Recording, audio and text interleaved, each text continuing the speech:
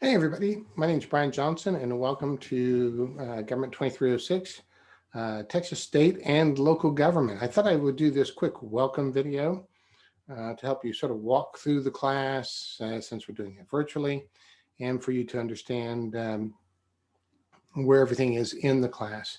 And so I'm going to take a moment here and share the screen. Let's see here. I think this is it right here. Yep, that's it. And so here's the syllabus. Okay, so it's Government 2306.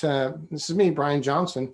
Now there's my office number, SFOD 1413B. Don't go there because we're not allowed to go on campus. So probably the best way to get a hold of me is using that email, brian.johnson@mytcc.edu. And I normally don't do this, but we are in the middle of a pandemic and you can see my phone number there. That's my office phone.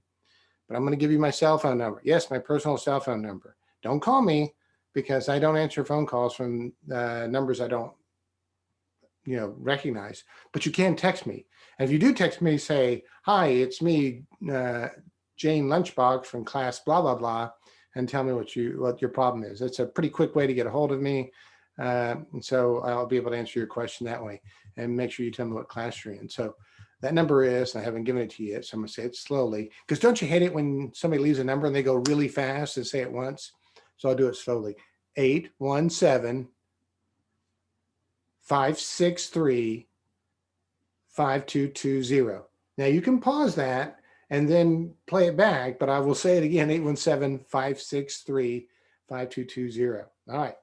So my office hours are by appointment. I'm going to hold weekly Zoom meetings. I'll send out invites on the announcements. I usually do that at night because a lot of people are working. And so I usually run around 7. And then if you can't make it, then you can always just send me an email and say, "Brian, I need a personal Zoom meeting because I'm really busy and your time isn't good for me and I need to talk to you." We can certainly do that. And you can text me. And if you text me and you need me to call you, I can do that too. But I'm not really good at phone calls for some reason, but you can. Okay, so the book is Texas Politics Today, 18th edition. Let me just tell you, you can get the 17th edition. If it saves you money, get the earlier edition. You really don't need MindTap, which is their software. I went to the MindTap training and it was okay. If it helps you with some flashcards and some audio portions of it, be my guest and use it, but you don't need to. I mean, I think we all agree that textbooks are pretty expensive, and so let's just try to save some money. So what's the course focus? The course focus is we're going to be talking about the U.S. and Texas constitutions. We're going to be talking about voting, elections, the legislature, the governor, the plural executive, the court system, interest groups, local government, county government, school districts, finance. We're going to be talking about all of those things. Now, this next part here, it says course goals and learning outcomes. You can ignore that. They just tell us to put that on there, so I did. All right, so what are the requirements? You're going to have to take 4 unit exam and a comprehensive final exam. You get to drop your lowest exam score. So if you're happy with your grade, you've taken the first 4 exams and you've got an A, and you go, "Man, I don't want to take the final. I've got to go study for my A&P final." You don't have to. If you don't take it, I'm just going to put a 0 in for your final. The computer will drop the 0. Now, keep in mind, when I say I drop a score, you'll always be able to see all of your grades, all of them, on Blackboard, but the computer will only add the top 4. I think that somehow people get confused, like they think that will disappear. It won't. You'll see it. Now, I don't do resets of grades. I don't allow late exams. However, if you know for a reason that, I don't know, that you're having to be out of town or something, and you're going on a Carnival cruise, well, I don't know why you do that during the pandemic, but, and they don't have limited access and you're going to miss the test, I will let you take the test early. As long as you give me some notice, I'll certainly do that. So here's how the test goes. Our first exam will be February 19th and 20th. Now, I say 19th and 20th because I give you either day to take the exam. You don't have 2 days, like you can't start the exam Friday morning and come back Saturday. Once you start taking the exam, you've got to finish it. but you have 2 days to decide which day you want to take the exam. So if you're busy on Friday, you can take it on Saturday. And I open the exams at 12:01 a.m. on Friday, and I close them at 11:59 p.m. on Saturday. So you have 2 days. The exams will be 50 multiple choice questions. You got 40 minutes. And before you say that's not enough time, trust me, it's plenty of time. I look at the student grades, which are all pretty good. Then it also tells me how long they took. Most of the time it takes them 31 minutes, 32 minutes. So you should be able to answer 50 multiple choice questions. I occasionally have a student tell me that I don't have enough time to look up the answers. Well, you should know the answers beforehand, which is pretty much how most tests work. So your first test will be February 19th and 20th. It's going to cover the first 3 chapters. Your second test will go chapters 4, 5, and 6, and will be on March 19th and 20th. The third exam is April 16th and 17th, and we'll go 7, 8, and 12. The fourth exam will cover chapters 9, 10, and 11, and those dates will be May 7th and 8th. And then the final exam, which is comprehensive, will run for 3 days. You have 3 days to possibly take it. And again, only one shot at the exam. Now, I always tell you, take the final exam unless you already have an A. It can't hurt you. So let's say you just have like an 88 average and you go, man, I should try to take that final, maybe make 100 or something, get to an A. And so you take that final and you make an F. Well, all that means is I dropped that final exam score and you still have your 88, nothing to lose. So if you need to, take it. All right, so attendance. Really so hard to do attendance when we're doing Zoom classes, but I do take attendance through WebAdvisor, and I make the attendance days based on whether or not you take tests, okay? Now, for the first 2 days of attendance, I will look to see if you've actually logged into the class. So log in, even for a second, read the syllabus, for gosh sakes.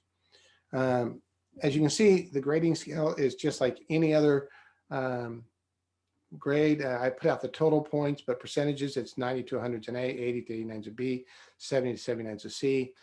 When you go to Blackboard, look at your grade, I'll have it listed as a letter grade, a percentage grade, and a total points grade. So you'll see it in all different forms. So you can't get confused.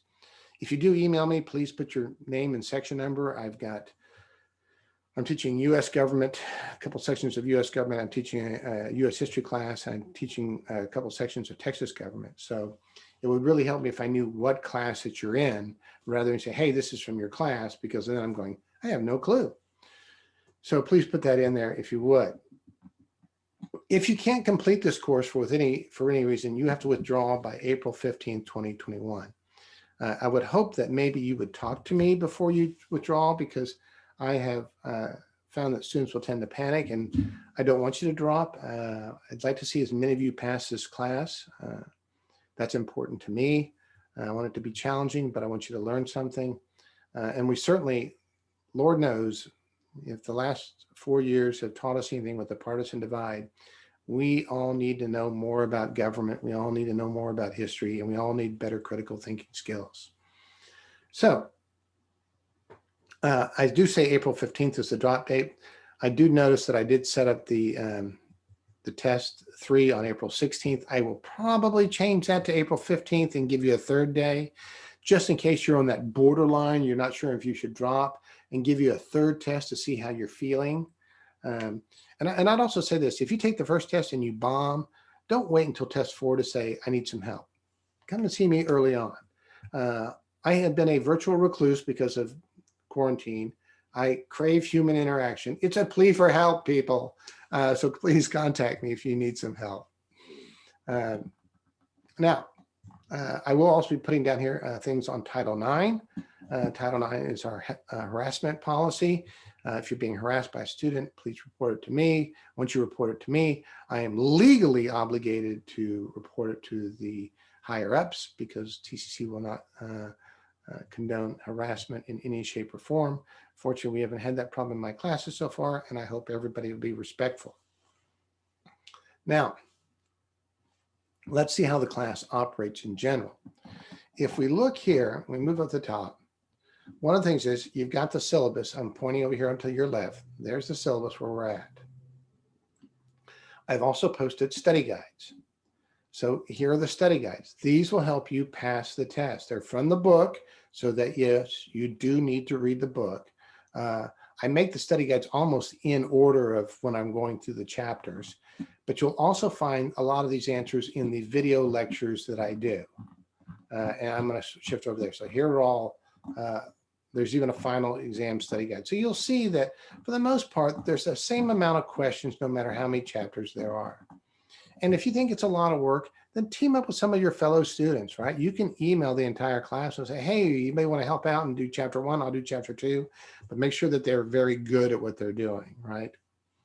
So I've done that. There's your syllabus. That'll help you with a multiple choice.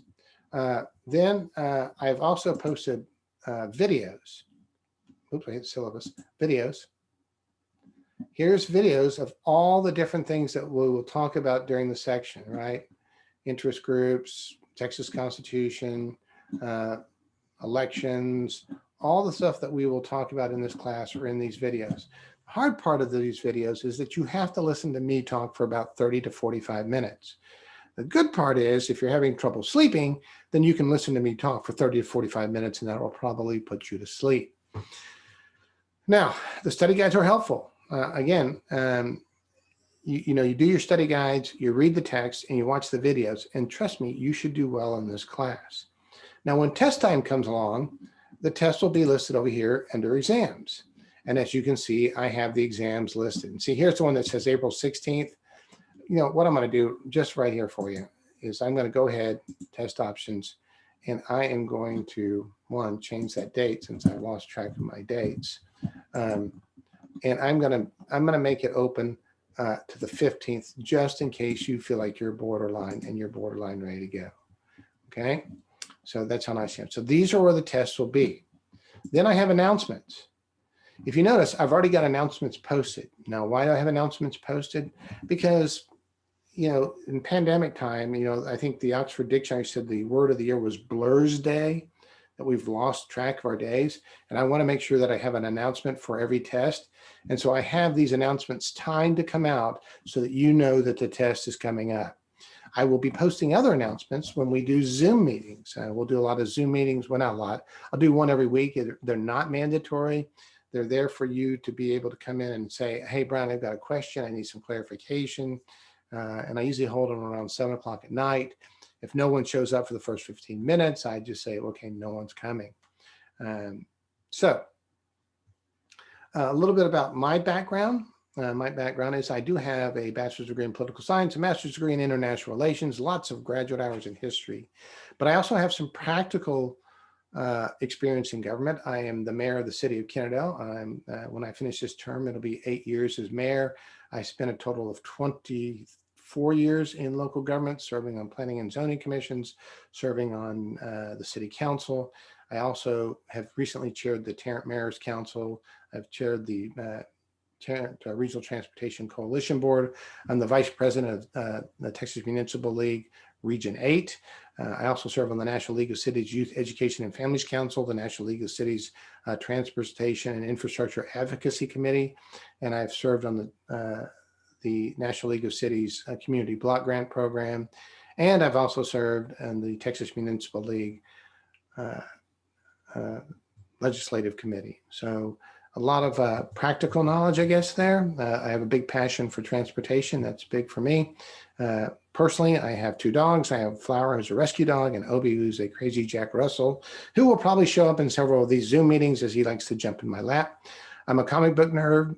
Marvel's better than DC. DC's better with their, has been better with their anime, but Marvel does better with live action.